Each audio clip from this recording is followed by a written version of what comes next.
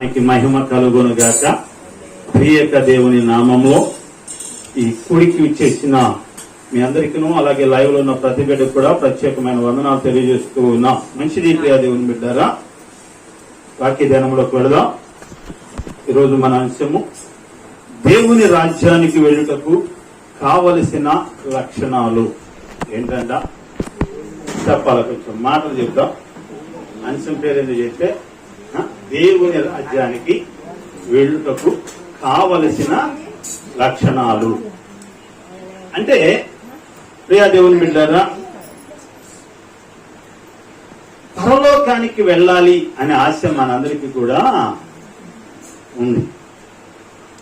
లేని వారు ఎవరు చేతి పైకి ఇస్తారా? అందరికీ ఆశ వెళ్ళాలి ఉందా? పరలోకానికి లేదా దేవుని రాజ్యానికి వెళ్ళాలి అనే ఆశ అయితే ఉంది, కానీ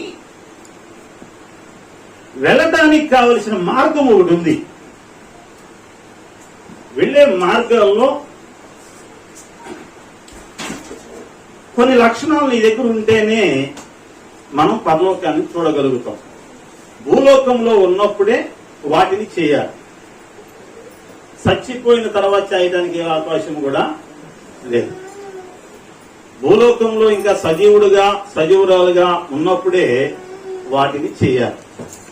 అంటే ప్రియ దేవుని బిడ్డరా, దేవుని రాజ్యానికి వెళ్ళాలి అని అంటే ఏం చేయాలో, పరలోకంకి వెళ్ళాలి అంటే ఏం చేయాలో లేఖనాలు సెలవిస్తున్నాయి. ప్రకటన గ్రంథము 3వ అధ్యాయము, ప్రకటన గ్రంథము 3వ అధ్యాయం 22వ వచనాన్ని ధ్యానిద్దాం. సంఘములతో ఆత్మ చెప్పుచున్న మాట చెవి గలవాడు వినుగాక. ప్రార్థన చేసుకుందాం. స్తోత్రం, స్తుతి, స్తోత్రం. మహాపరిశుద్ధుడా, ప్రియ పరలోకం తండ్రి, నీకు వందనాలు, స్తుతి, స్తోత్రాలు చెల్లించుకున్నాం నాన్న. ఇప్పటి వరకు కూడా మాతో ఉన్నారు అందరూ బట్టి నీకు స్తోత్రాలు. సమల వాక్య జనములకు వెళ్తుండగా సౌతని గడి కావాల్సిన జ్ఞానం మీరు దయచేయండి. నన్ను నీ శిరుసాపు మరుగుపరచండి ప్రభా. నా నోట్లో నీ మాటలు ఉంచండి. నాతో మాతో మా అందరితోనూ లైవ్ లో ఉన్న బిడ్డలతో మీరు మాట్లాడి బలపరిచి స్థిరపరిచి నీ నామానికి మాత్రమే మహిమ తెచ్చుకున్నాను. యేసు క్రీస్తు ఘనమైన నామంలో మిక్కులు అడిగి ప్రార్థించి వేడుకున్నాం తండ్రి, ఆమేన్. హల్లెలూయా. సంఘములతో ఆత్మ చెప్పుచున్న మాట చెవి గలవాడు వినుగాక అంటున్నాడు. సంఘములతో ఆత్మ చెప్పుచున్న మాట ఎవరు వినాలి? ఈ లోకంలో ప్రియ దేవుని బిడ్డలారా, రకరకాల మాటలు మనం వింటూ ఉంటాం. దేనికి మనం చెవెక్కుతాము అని అంటే, లోక సంబంధమైనటువంటి ముసలము ముచ్చట్లకు చెవి ఎక్కినట్లు దేవుని మాటకు చెవి ఎక్కలేదు. ఈ లోకంలో నిన్ను పరలోకానికి తీసుకుని వెళ్లే మార్గాలు దేవుని సువార్త. ఎప్పుడైతే దేవుని సువార్త నువ్వు జాగ్రత్తగా వింటావో అప్పుడు నీలో ఉన్న పాపం ఏంటో తెలియపరుస్తుంది దేవుని వాక్యం. ఎందుకు దేవుని వాక్యం వినాలంటే, మనలో ఉన్న పాపాన్ని అది బయట పెడుతుంది. నువ్వు అనుకుంటున్నావు నేను నీతిమంతుడిని, నేను మంచివాడిని అనుకుంటావు, కానీ నీ నీతి దేవుని దృష్టికి అది మురికి గుడ్డ లాంటిది అనే విషయాన్ని గ్రహించాలి. ఈ లోకంలో నువ్వు ఎన్ని దాన ధర్మాలు చేసినా, ఈ లోకంలో నువ్వు ఎన్ని మంచి పనులు చేసినా, ఈ లోకంలో ఒకవేళ యథార్థంగా నువ్వు జీవించినా, నీకు వచ్చినటువంటి నీ యొక్క పిత నుంచి వచ్చినటువంటి జన్మ పాపము కర్మ పాపము ఈ రెండు కూడా నీ మీద అవి ఏలుబడి చేస్తున్నాయనే విషయాన్ని గ్రహించాలి. ఒకవేళ నువ్వు మంచివాడివే, ఏ అలవాట్లు చెడు అలవాట్లు లేవు, కానీ నీ పిత నుంచి వచ్చినటువంటి ఆ జన్మ పాపము ఆ కర్మ పాపము ఆ రెండు నీ మీద ఏలుబడి చేస్తున్నా. ఆ ఏలుబడిలోంచి నువ్వు బయటపడాలి అంటే దేవుని బిడ్డరా, నువ్వేమై ఉండాలి అంటే పరిశుద్ధపరచబడాలా. ఎక్కడ పరిశుద్ధపరచబడతావు అంటే యేసు రక్తం ద్వారా నువ్వు పరిశుద్ధపరచబడతావు. విశ్వాసం ద్వారా నీవు క్రీస్తు యందు నువ్వు ఎప్పుడైతే విశ్వాసం ఉంచుతావో అప్పుడు నీ పాపాలన్నీ కూడా పరిహరించబడతాయి. ఆ విశ్వాసము నీలో రావాలి అంటే దేవుని వాక్యము నువ్వు వినేవాడిగా. నువ్వు దేవుని వాక్యాన్ని వినకుండా నేను దేవుని యందు విశ్వాసం ఉంచాను అని అనుకోవడము ఈ అవివేకం మాత్రం. అందుకే సంఘములతో చెప్పుతున్న మాట సంఘములతో ఆత్మ చెప్పుతున్న మాట చెవి గలవాడు వినుగాక అంటున్నా. చెవి నీకుందా, వినే చెవులు ఉందా? దురద చెవులు ఉన్నాయి, వినే చెవులు ఉన్నాయి. నువ్వే చెవి కలిగి ఉన్నావో అది నీకు అర్థమవుతుంది. ఈ వాక్యం వింటున్న సహోదరుడా, సహోదరి, దేవుని సన్నిధికి వచ్చిన నీవు ఇక్కడికి వచ్చావు కానీ ఇప్పుడు నీ చెవులు ఈ వాక్యం వైపు వింటున్నాయా, లేక ఎక్కడో ఏదో వినపడుతున్నాయి అటువైపు నువ్వు నీ చెవులకు ఏమైనా పనిచేస్తున్నాయా? సరే ఆలోచన చేయి. ఎందుకనంటే మనిషి యొక్క ఆలోచన ఎలా ఉంటాయి అని అంటే, ఇక్కడ దేవుని సన్నిధిలో ఉన్నట్లుగానే ఉంటాడు కానీ మనసంతా కూడా ఎక్కడో చెప్పాలి. మనసు ఎక్కడ ఉంటుంది? అది ఇంటి దగ్గరే పెట్టి వస్తాం. ఇక్కడ జాము అది ఆ విషయాన్ని గ్రహించాలి. ఇక్కడ తెచ్చావు అంటే దండాలువే. ఇంటి దగ్గర పెట్టి వచ్చామంటే మాత్రం ప్రమాదంలో పడుతుందనే విషయాన్ని మనం గ్రహించాలి. సంఘములతో ఆత్మ చెప్పుతున్న మాట చెవి గలవాడు వినును గాక. వినే స్వభావం నీకు కావాలి. ఏమండి, మనలో వినే స్వభావం ఉంటుందా? ఎవరైనా ఏదైనా చెప్తున్నప్పుడు వినం, నేను చెప్పిందే వినాలి అనుకుంటాం. ఎదుటివాడు చెప్పేదాకా కూడా అవకాశం ఇవ్వు. వినే స్వభావం నీకు ఉండాలి. ఏం వింటున్నావు? లోక సంబంధంలో లోకంలో ఉన్నటువంటి పాపపు మాటలు వింటున్నావా? ఈ లోకంలో ముసలమ్మ ముచ్చట్లు వింటున్నావా? లోకంలో ఆమె ఎలాంటిది, అతను ఎలాంటి వాడు అని చెప్తూ ఉంటే చెవులు కొరుక్కొని వింటాం. వాడు పాపంలో జీవిస్తున్నాడు, ఆమె పాపంలో జీవిస్తుందని ఎవరైనా చెప్తే చాలు చెవు నెక్కలు కొడుచుకుంటారు. అవి మొత్తం పూర్తయ్యేంత వరకు కూడా ఏమాత్రం కూడా అశ్రద్ధగా ఉండవు ఆ విషయాలు. అదే దేవుని సువార్త చెప్తే, దేవుని మాటలు నిన్ను నరకంలో నుంచి తప్పించే దేవుని సువార్త నీకు చెప్తూ ఉంటే నువ్వు మాత్రము అశ్రద్ధగా నిర్లక్ష్యంగా ఉన్నావు. జాగ్రత్త.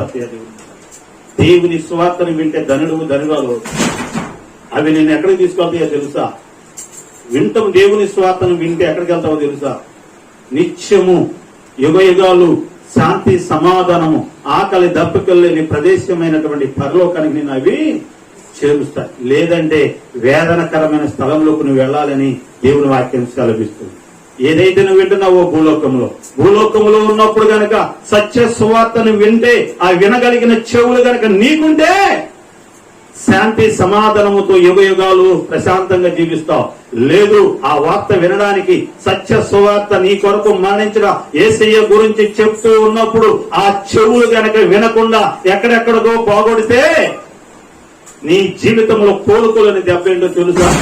వేదనకరమైన స్థలం ఒకటి ఉంది, అది నరకము అని బైబిల్ సెలవిస్తుంది. అక్కడ అగ్ని ఆరదు, పురుగు చావదు, అది యుగాలు కూడా కాలిపోయే ప్రదేశము.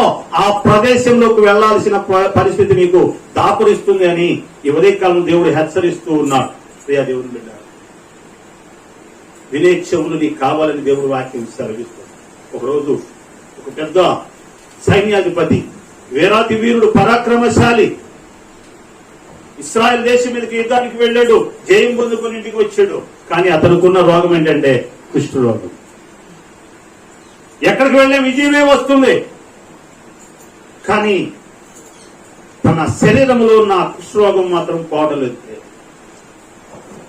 ఆ ప్రాంతంలోకి యుద్ధానికి వెళ్ళినప్పుడు, ఇశ్రాయేల్ దేశం మీదకి యుద్ధానికి వెళ్ళినప్పుడు ఒక చిన్నదాన్ని చెరగొని తీసుకొచ్చారు. తన ఇంట్లో పని చేసుకోవడం కొరకు దాసిగా వచ్చింది. ఆ పిల్ల పని చేయడానికి వచ్చింది. ఆ చిన్నది తన ఏలిన వాడైనటువంటి సైన్యాధిపతి కుష్ఠరోగంతో బాధపడటం చూసి తట్టుకోలేక ఆమె అంటుంది, ఆ చిన్నది తన యజమానురాలతో, నా ఏలిన వాడు ఇక్కడ ఉండటం కాదు, నా ఏలిన వాడు షోమ్రోలో నా ప్రవక్త దగ్గర ఉంటే అతను ఆయనకున్న రోగాన్ని నయం చేస్తాడు.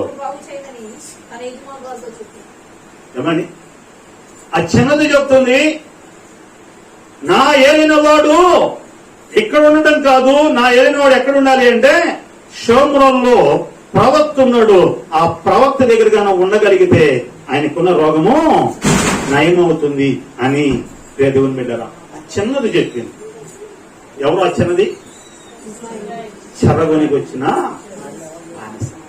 ఒక బానిస చెప్పింది, నా ఏలిన వాడైనటువంటి నయమాని యొక్క రోగం పోవాలి అంటే షోమ్రోలో ఉన్న ప్రవక్త అయినటువంటి ఎలీషా యొద్దకు వెళ్ళగలిగితే ఆయన రోగం పోతుంది అని చెప్పింది. వెంటనే ప్రియ దేవుని బిడ్డ ఆ యజమానులు నయమాన్ భార్య నయమాన్ ఇంటికి రాగానే నయమాన్తో చెప్తే ఏమండి ఎన్నో దేశాలు తిరిగావు, ఎన్నెన్నో వైద్యుల దగ్గరికి ఎంతో మంది దగ్గరికి వెళ్ళావు, నీ రోగం పోలేదు. కానీ ఈ చిన్నది చెబుతుంది, షోమ్రోన్లో ఒక ప్రవక్త ఉన్నాడట, ఆ ప్రవక్త దగ్గరికి వెళితే ఎలాంటి రోగమైనా కూడా నయమవుతుందంట, నువ్వు వెళ్ళకూడదా అని తన భర్తతో చెప్తుంది భార్య. ఆయన వెంటనే రాజు దగ్గర సెలవు తీసుకొని ప్రవక్త దగ్గరికి వెళ్ళాడు. అది చూడండి, అతను వెళ్ళేటప్పుడు కుష్ఠరోగంతో వెళ్ళాడు, ఇంటికి తిరిగి వచ్చేటప్పుడు పసి పిల్లవాని దేహం వలె దేహమాయను స్వస్థత పొందుకొని క్షేమంగా నవ్వుతూ ఇంటి తిరిగి వచ్చేస్తాడు. హల్లెలూయా హల్లెలూయా. ఆ చిన్నది చెప్తే నేను వినేది ఏంటి అని నయమాను నెట్టివేయలేదు, త్రోసివేయలేదు. అది బానిస, ఆ పిల్ల బానిస, ఆ బానిస మాట మనం వినేదేంటి అని నయమాను అనుకోలేదు. చూద్దాం, ప్రపంచం అంతా తిరిగి వచ్చాంగా, అన్ని రాజ్యాలు తిరిగి వచ్చాం కదా, అందరి దగ్గరికి వెళ్ళి వచ్చాంగా, ఇవి ఒకసారి చూద్దాం. చెప్తుందిగా, చిన్నది చెప్తుందిగా, ఒకసారి వెళ్ళొద్దాం అక్కడికి, చూద్దాం ఆ ప్రాప్త ఒకవేళ ప్రాప్త ఏమన్నా స్వస్థ కలుగుతుందేమో చూద్దాం అని ఆ చిన్నదాని మాట విని వెళ్ళాడు. అతని జీవితంలో గొప్ప స్వస్థత. వినే స్వభావం నీకుందా? వాక్యాన్ని నమ్మే స్వభావం నీకుందా? వాక్యం ఎప్పుడైతే నువ్వు వింటావో నీ జీవితంలో గొప్ప కార్యాలు నువ్వు చూస్తావు. ఆ చిన్నది చెప్పినప్పుడు ఆ పరాక్రమశాలి వీరుడైనటువంటి జయశాలి అయినటువంటి నయమాను విన్నాడు. విని వెళ్ళి స్వస్థత పొందుకొని ఇంటికి ఈ మాటలు విన్నప్పుడు సహోదరుడా సహోదరి, నీవు ఎప్పుడైతే వింటావో, ఎప్పుడైతే సేవకుని మాట వింటావో, ఎప్పుడైతే ప్రవక్త మాట వింటావో అప్పుడు నీ జీవితంలో గొప్ప కార్యాలను చూస్తావు అని దేవుని వాక్యం సెలవిస్తావు. దేవుని మాట అది చాలా శ్రేష్టము, అది నేను పరలోకానికి తీసుకుని వెళ్తాను. ఆయన ఏం చెప్తున్నాడు అంటే, ఆయన నీ కొరకు ప్రాణం పెట్టిన దేవుడు అండి. ఆయన నీ కొరకు రక్తం చిందించాడు. చివరి కొట్టు నీ కొరకే, నా కొరకే, మన కొరకే చిందించాడు. తన ప్రాణం పెట్టింది ఎందుకో తెలుసా? ఆయనలో ఏ పాపం లేదు, ఆయనలో ఏ దోషం లేదు. కానీ ఆయన పాపం మన నిమిత్తం ఆయన ప్రాణం పెట్టకపోతే మనందరం కూడా నరకానికి వెళ్తాం, నరకానికి హక్కుదారులు అవుతాం. నరకానికి వెళ్ళడం ఆయనకి ఇష్టం లేదు కాబట్టి ఆయన ఒక్కడు ప్రాణం పెట్టచ్చు చాలు, సర్వ మానవాళి యొక్క పాప క్షమాపణ జరుగుతుంది. ఆయన ఒక్కడు చాలు ప్రాణం పెడితే మనందరం కూడా రక్షించబడతాం. అందుకే ఈ లోకానికి శరీరధారిగా వచ్చి ఏ పాపము ఏ దోషము లేకపోయినా మన పాపాలు మన దోషాలు అన్ని ఆయన మీద వేసుకొని ఒక పాపిగా ఆయన శిలువలో వేలాడి తన ప్రాణాన్ని పెట్టాడండి. అలాంటి సువార్తను నువ్వు అంగీకరించడానికి నీకు మనసు రావడం లేదు అంటే, అలాంటి సువార్తను నమ్మటానికి అంగీకరించడానికి నీ హృదయం తెరవబడట్లేదంటే నీవు ఎంతగా పాపపు జీవితంలో జీవిస్తున్నావో ఒకసారి నిన్ను పరిశీలన చేసుకో. నయమాను చిన్నది చెప్పినా కూడా విన్నాడు, సంపూర్ణ ఆరోగ్యంతో ఇంటికి తిరిగి వచ్చాడు. అదే అంటాడు లూకాసు వార్తలో, యోహాను సువార్త 2వ అధ్యాయం 5వ వచనంలో, కనాను విందుకు వెళ్ళాడు యేసు ప్రభు. తల్లి వెళ్ళింది, శిష్యులు వెళ్ళారు విందులో. కనాను విందులో దేవుని వెళ్ళారా, ద్రాక్షారసం అయిపోయింది. ఆ విందులో పెద్ద పెద్ద ధనవంతులు వచ్చారు, పెద్ద పెద్ద నాయకులు వచ్చారు, చాలా మంది పెద్దవారు వచ్చారు. కానీ ఆ విందుకు ద్రాక్షారసమే చాలా ప్రాముఖ్యమైంది. పెళ్లి కుమారుడు పెళ్లి కుమార్తె ఎంత ముఖ్యమో ఆ పెళ్లి విందుకు కూడా ద్రాక్షారసం కూడా అంతా ప్రాముఖ్యం. ఆ ప్రాముఖ్యమైన ఆ వివాహ కార్యక్రమాల్లో ఆ ద్రాక్షారసం అయిపోయినప్పుడు ఆ తల్లి అంటుంది, యేసు తల్లి, అయ్యా పెళ్లిలో అందరూ వచ్చారు, చుట్టాలు బంధువులు అందరూ వచ్చారు, అటువాళ్ళు ఇటువాళ్ళు వచ్చారు. కానీ వచ్చిన వాళ్ళు వచ్చినట్టు తాగేశారు, ద్రాక్షారసం అయిపోయింది.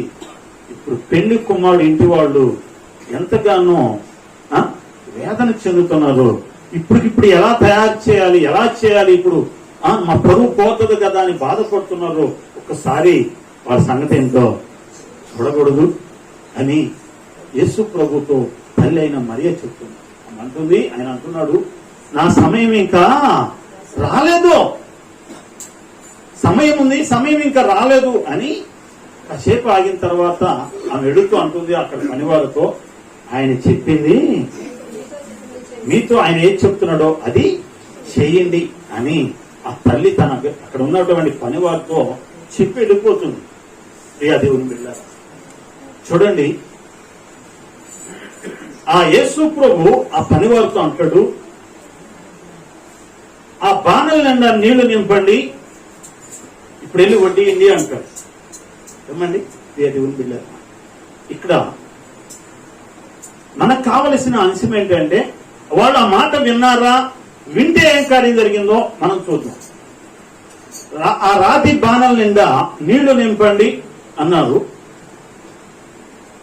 ఇప్పుడు వెళ్ళిపోయండి అని అంటున్నాడు.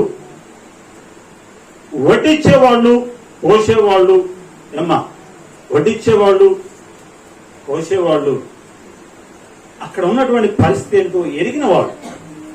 ద్రాక్షారసం లేదు, ఇప్పుడు నీళ్లు పోయమంటున్నాడు, ఇప్పుడు వెళ్ళి వడ్డీయమంటున్నాడు, ఏంటి మా పరిస్థితి అనే ఆలోచన వారిలో వస్తుంది. కానీ యేసు ప్రభు అన్నాడు, ఇప్పుడు వెళ్ళి వడ్డించండి అన్నాడు. వాళ్ళు వడ్డిస్తూ ఉంటే అద్భుతం ఏంటో తెలుసా? అక్క పోసింది నీరే గాని యేసు ప్రభు యొక్క మాట ఎప్పుడైతే ఆయన నోట్లో నుంచి వెలువడిందో ఆ నీరు ద్రాక్షరసంగా మార్చబడింది. Praise the Lord. Hallelujah, hallelujah. ఎప్పుడైతే యేసు ప్రభు అన్నాడు, ఇదిగో వీటిని తీసుకెళ్లి మీరు వడ్డీయండి అన్నాడో ఆ నీరు ద్రాక్షరసంగా. నీ జీవితం కూడా ఒకవేళ వెలితిగా ఉందేమో, నీ జీవితము పనికిరాని జీవితం అయిపోయిందని నువ్వు అనుకుంటున్నావేమో, నీ బ్రతుక అయిపోయింది, నా బ్రతుకు ఎందుకు, ఈ బ్రతుకు బ్రతకడం కంటే సావడం మేలు అని నువ్వు అనుకుంటున్నావేమో. దేవుడు అంటున్నాడు, ఆయన ఒక్క మాట సెలవిస్తే నీరు ద్రాక్షరసంగా మారింది. పనికిరాని నీ బ్రతుకు, ఇక అనారోగ్యంతో ఉన్నాను, ఇక నా బ్రతుకు సాగే, ఇక నాకు ఆరోగ్యం లేదు, ఇక నేను చచ్చిపోవడమే నాకు శరణ్యము అని ఒకవేళ అనుకుంటే ఇక్కడికి వచ్చావేమో. దేవుడు అంటున్నాడు, నీ బ్రతుకును మార్చేవాడిని నేనున్నాను. ఈరోజు నీ బ్రతుకు మార్చబోతుంది, ఈరోజు నీ జీవితమే మార్చబోతుంది. నీకున్న అనారోగ్యం నుంచి నేను విడిపించబోతున్నా, నీకున్న కష్టాల నుంచి నేను విడిపించబోతున్నా అని దేవుడు సెలవు. అందరు నమ్ముతారో? దేవుని స్తోత్రం చేద్దాం. నమ్ముతున్నావా? నమ్ము. ఆ ద్రాక్షరసం, నీటిని ద్రాక్షరసంగా మార్చిన దేవుడు ఈ ఉదయకాలం నీ బ్రతుకును కూడా మార్చాలని ఆశపడు. ఈ ఉదయకాలంలో నీ జీవితం మొత్తాన్ని మార్చాలని ఆశపడుతున్నాడు. ఇక్కడ ఏ కన్నీటితో ఇక్కడికి వచ్చావో, ఏ వేదనతో ఇక్కడికి వచ్చావో, ఏ పరిస్థితులు, ప్రతికూల పరిస్థితులు ఇక్కడికి వచ్చావేమో, అనుకూలమైన పరిస్థితుల్లో నువ్వు ఇంటికి తిరిగి వెళ్ళబోతున్నావు. ఆరోగ్యంతో ఇంటికి తిరిగి వెళ్ళబోతున్నావు. ఆశీర్వాదాలు పొందుకొని ఇంటికి తిరిగి వెళ్ళబోతున్నావు. ఈ బ్రతుకును మార్చాలని ఆశపడుతున్నాడు. విను, నమ్ము. ఆయన నీ జీవితాన్ని మార్చడానికైనా శక్తి కలిగిన. కనానులో జరిగిన గొప్ప అద్భుతం ఆ కనానులోనే కాదు, నీ జీవితంలో కూడా చేయడానికైనా సిద్ధంగా ఉంది. హల్లెలూయా. ఎప్పుడైతే నువ్వు వింటావో, ఆ వినే స్వభావం కావాలా, దేవుని వాక్యం వినే స్వభావం నీకు కావాలా, దేవుని స్వార్థ వినే స్వభావం నీకు కావాలా. వినే ఆ చెవులు నీకు ఉండాలి. అంతేగాని సినిమాలో, సీరియల్లో వినడం కాదు, లోకంలో ఉన్న పాపాన్ని వినడం కాదు, లోకంలో కలుగుతున్నటువంటి ఆ లోక ఆశలు కలగజేసేటటువంటి వాటి వైపు నీ చెవి ఇవ్వకుండా దేవుని స్వార్థ వైపు నీ చెవి ఎగితే నీ జీవితం ధనికరంగా మార్చదు. దేవుడు మార్చడానికి ఆయన సిద్ధంగా. ఒకటి, వినే స్వభావం. వినే స్వభావం. రెండు, పరలోకానికి నువ్వు వెళ్ళాలి అంటే, దేవుని రాజ్యానికి నువ్వు వారసుడు కావాలి అంటే రెండో మాట సెలవిస్తున్నాడు. ప్రియ దేవుని బిడ్డలా చూద్దాం రండి. మార్కు సువార్త 12వ అధ్యాయము మార్కు సువార్త 12వ అధ్యాయము 30-31 వచనాలు చూద్దాం. నీవు నీ పూర్ణ హృదయంతో, పూర్ణాత్మతో, పూర్ణ వివేకముతో, నీ పూర్ణ బలముతో నీ దేవుడైన ప్రభువును ప్రేమింపవలనది ప్రధానమైన ఆజ్ఞ. రెండవది నిన్ను వలె నీ పొరుగువానిని ప్రేమింపవలనది రెండవ ఆజ్ఞ. హల్లెలూయా. ఏం కలిగి ఉండాలి? చెప్పాలి. దేవుని వాక్యం సెలవిస్తుంది, ప్రేమ కలిగి ఉండాలా. ఏ ప్రేమ అంటే నిన్ను వలె నీ పొరుగు వారిని ఏం చేయాలి? ప్రేమించాలి. ఉందంటారా మన దగ్గర ఆ ప్రేమ? పొరుగు వారిని, ఇరుగు పొరుగు వారిని ప్రేమించే ఆ స్వభావం మన దగ్గర ఉందా? చెప్పాలి. ఏమ్మా? ఆ ఒక్కటి మాత్రం అడగద్దు.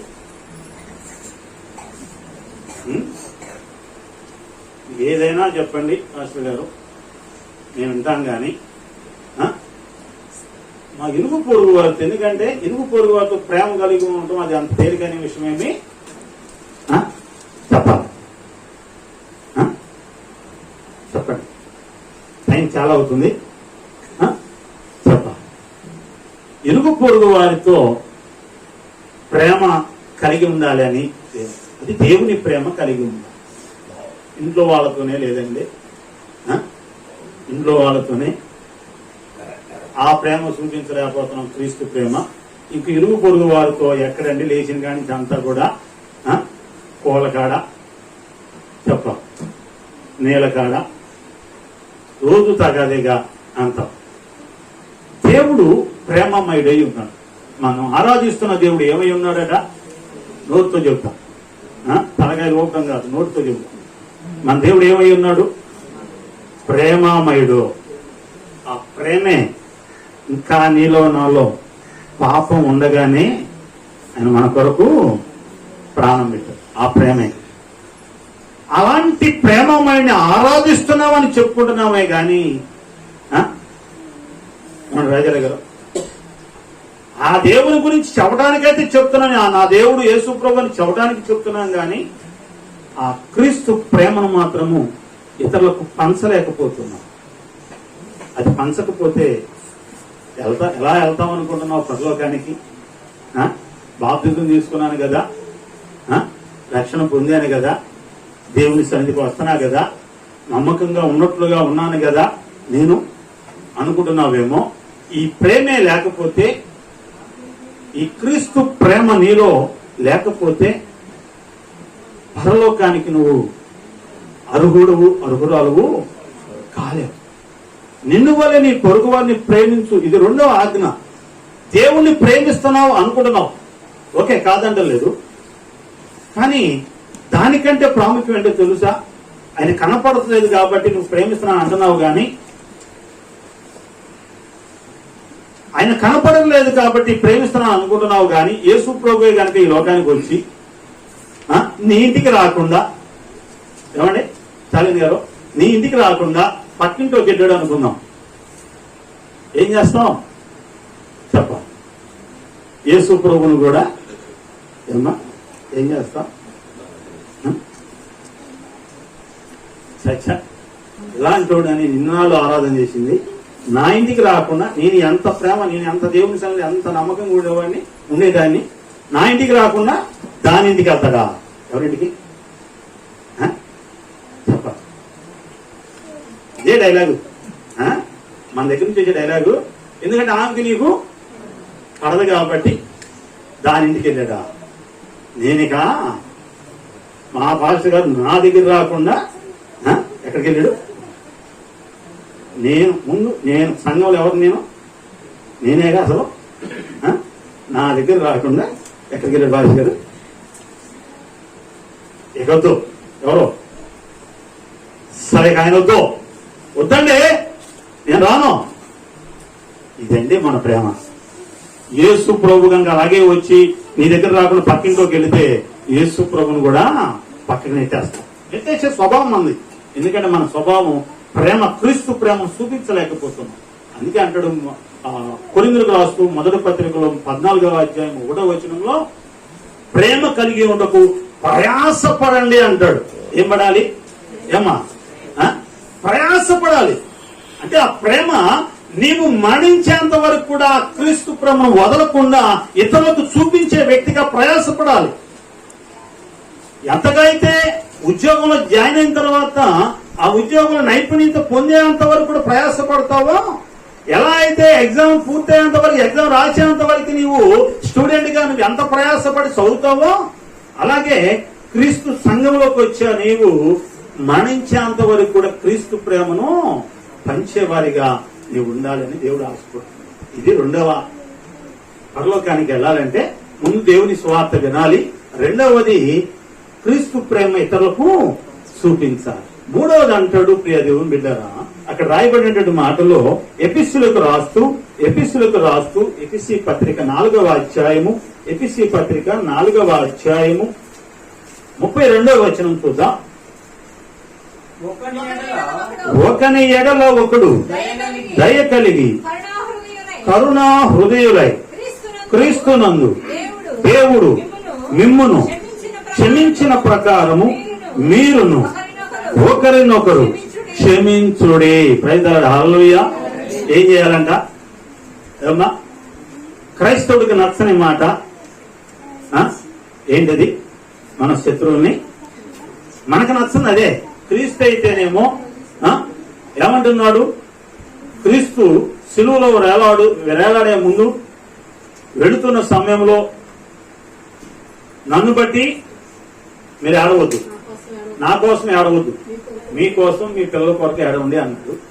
రెండోది సిలువలో వేలాడుతూ ఒక మాట అంటాడు, తండ్రి వీరేమి చేయిస్తున్నారో వీరు ఎరుగురు గనక వీరిని క్షమించండి అన్నాడు. ఎప్పుడు అన్నాడు ఆ మాట?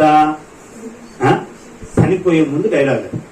యేసు ప్రభు చనిపోతూ మరణించే ముందు ఆ మాట అంటాడు, తండ్రి వీరేమి చేయిస్తున్నారు వీరు ఎరుగురు కనుక వీరిని దయతో క్షమించు, వీరిని మాత్రం శిక్షించదు, వీరిని నరకానికి తీసుకెళ్లొద్దు, వీరి కొరకు నేను ప్రాణం పెడుతున్నాను, వీరు తెలియక నన్ను సిలువ వేస్తున్నారు కాబట్టి వీళ్ళని క్షమించు అని ఒక క్షమాపణతో కూడినటువంటి మాట సిలువలో వేలాడుతూ ఆ మాట అన్నాడు. ఆయన అంటూ నన్ను పోలి నడుచుకోండి అంటాడు అపోస్తలుడు పౌలు. ఆయన కొరడాలతో కొడుతున్న పౌలు గారు ఏం మౌనం వహించాడు. నన్ను పోలి మీరు నడవండి అన్నాడు.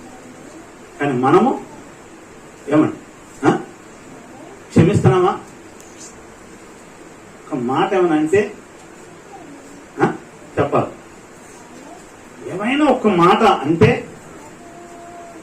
దాచిపెట్టుకోవడానికి హృదయం సావు. సరే అంటే అన్నారులే, వాణిలే భర్తే కదా, వాణిలే భార్యే కదా, ఏదోలే అత్తే కదా, గబాల నోరు జారిందిలే అని అత్త లేదు, భర్త లేడు, భార్య లేదు, ఇరుగు పొరుగు అసలే లేదు. 1కి 4 వడ్డీకిపోతే ఇంటి కోడల్ని ఇంటి కోడల్ని కానే కాను. ఆ ఇంటి కోడల్ని అవ్వాలి అంటే 1కి 4 వడ్డీ. ఇంకెక్కడ స్వభావం? క్రీస్తు స్వభావం మనలో ఇంకెక్కడ?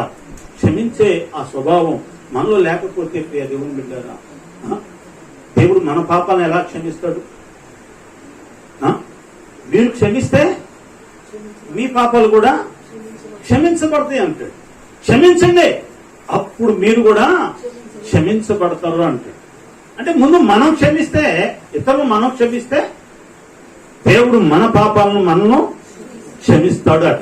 మనమేమో ఇతరులను క్షమించాం. లేచిన కానించి దేవుని సన్నిధిలో ప్రార్థన, ప్రభువా నా పాపాలను క్షమించు, నా దోషాలను క్షమించు. అవేమో మన మీద అలాగే నిలువుగా నిలిచి ఉంటాయి పాపాలు, దోషాలు. తర్వాత ఏమో ఏడుస్తాం. నీ పొరుగు వారు ఒకవేళ నీకు శత్రువు అయితే ఏం చేయాలా? ప్రభువా నిలిచి ఉండి ప్రార్థన చేసేటప్పుడు నిలిచి ఉండి ఏం చేయాలంట? మొట్టమొదటి నువ్వు బలారాధన చేయవేయడానికి వచ్చేటప్పుడు ఎవరైతే నీకు శత్రువులుగా ఉన్నారో, నువ్వు కాదు, నీకెవరు లేరు శత్రువులు, నువ్వే ఇతరులకు శత్రువులుగా ఉన్నావు. నా మాట అర్థమవుతుందా? నీకెవరు లేరు శత్రువులో, నువ్వు అందరినీ క్షమించావు, కానీ నువ్వే ఇతరులకు శత్రువుగా ఉన్నావు. అప్పుడట వెళ్ళి ఎవరికైతే నువ్వు శత్రువుగా ఉన్నావో వాళ్ళ దగ్గరికి వెళ్ళి క్షమాపణ అడిగి, నా దృష్టిలో అయితే నువ్వేమి దోషివి కాదు, ఒకవేళ నీ దృష్టికి ఒకవేళ నేను దోషిగా ఉన్నానేమో, దయతో నన్ను క్షమించు అని చేపట్టుకొని వచ్చి బలారాధనలో చెయ్యి అంటాడు. వాళ్ళలో చెయ్యి ఏది ఎప్పుడు అసలు మన దగ్గర తప్పేం లేకపోతే లేనప్పుడు అన్నాడు. ఉందంటారా అలాంటిది స్వభావం? ఇతరులు క్షమించే ఆ స్వభావం మన దగ్గర లేదు. లేకపోతే మన పరలోకానికి ఎలా వెళ్తాం? ప్రేమే లేదు, ఇతరులు ప్రేమించే స్వభావమే లేదు, ఇంకా క్షమించే స్వభావం మన దగ్గర ఎలా వస్తుంది చెప్పండి? అంటే ఇప్పుడు వెళ్తామంటారా మన పరలోకం?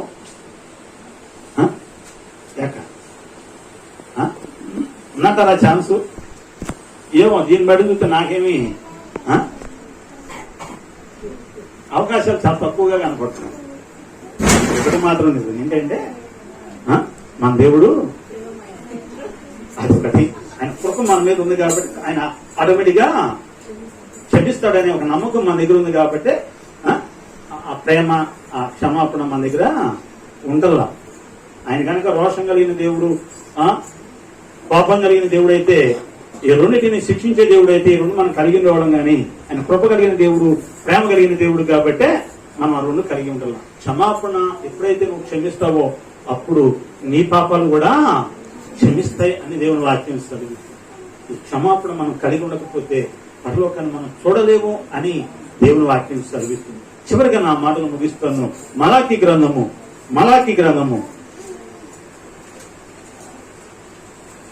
3వ అధ్యాయము, మలాకి గ్రంథము 3వ అధ్యాయము 8వ వచనంలో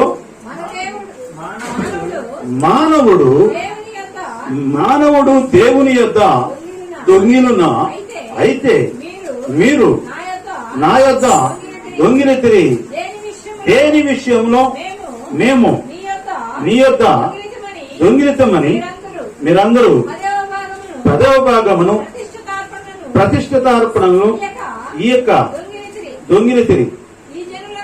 ఈ జనులందరూ నా యొద్ద దొంగిలిస్తూనే ఉన్నారు, మీరు హల్లెలూయా. ఏంటంట మీరందరూ ఏమంటారు రాజారావు గారు? చివరి మాట అంటున్నాడు, మీరు దొంగలు కాబట్టి మీరు అందరూ ఏమై ఉన్నారు? శాపగ్రస్తులై ఉన్నారు అంటున్నారు. మరి శాపగ్రస్తులు పరలోకానికి వెళ్తారా? మనం వెళ్తామా? మరి వెళ్ళకపోతే ఇంకేంది? ఎక్క దొంగలుగా జీవిస్తున్నాం అంటున్నా. నాకు ప్రతిష్టార్పణలు, నాకు రావలసినట్టు నా మందిరంలోకి నిత్యము ఆహారం ఉండే విధంగా, సమృద్ధి ఉండే విధంగా మీ భాగాలు నా సన్నిధికి తీసుకురాలేదు, మీరు శాపగ్రస్తులు అని దేవుని వాక్యం నాక మాటలు ముగిస్తున్నాను. దేవుని సన్నిధిలో అన్ని విషయాల్లో అన్ని ఆజ్ఞలు గైకుంటున్నాం, 10 ఆజ్ఞలు గైకుంటున్నాం.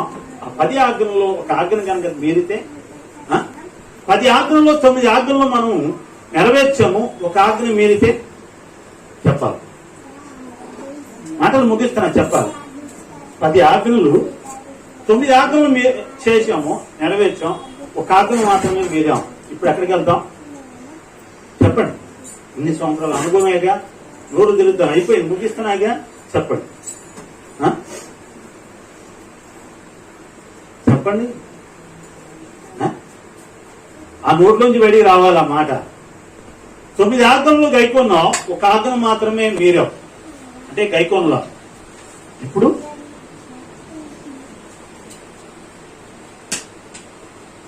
అక్కడ చాలు. పాపం ఎంత అది కాదు. నువ్వు ఎన్ని మంచి పనులు చేసినా ఒక చిన్న పాపం నీలో ఉంటే క్షమాపణ ఉండదు. అన్ని చేస్తున్నా, కానీ దేవుని సన్నిధిలో ఇవ్వాల్సిన ఆ దేవుని భాగాన్ని ఎందుకు ఇవ్వలేకపోతున్నాం? ఎందుకు శాపగ్రస్తులుగా మిగిలిపోతున్నాం? ఎందుకు కుటుంబాలు ఇంతగా దౌర్భాగ్య స్థితిలోకి మన కుటుంబాలు వెళుతున్నాయి అంటే దేవుని వాక్యం అంటుంది, మీరు నా యొద్ద ఇది దొంగలు పరలోక రాజ్యానికి ద్వారం లేదు, వాళ్ళకు దొంగలకు లేదు. మరి దొంగలకు లేదు అంటే మరి మనము పట్టపగలు దొంగలు, మనం రాత్రి దొంగలు వేరుగా ఉంటారు, మనమేమో పట్టపగలు దొంగలు, దేవుని యొద్ద దొంగిలించే దొంగలు. అందుకే అంటాడు దేవుని బిడ్డరా ఆ మాటలు మార్కు సువార్త 6వ అధ్యాయము 38-39 వచనాల్లో, అందుకాయన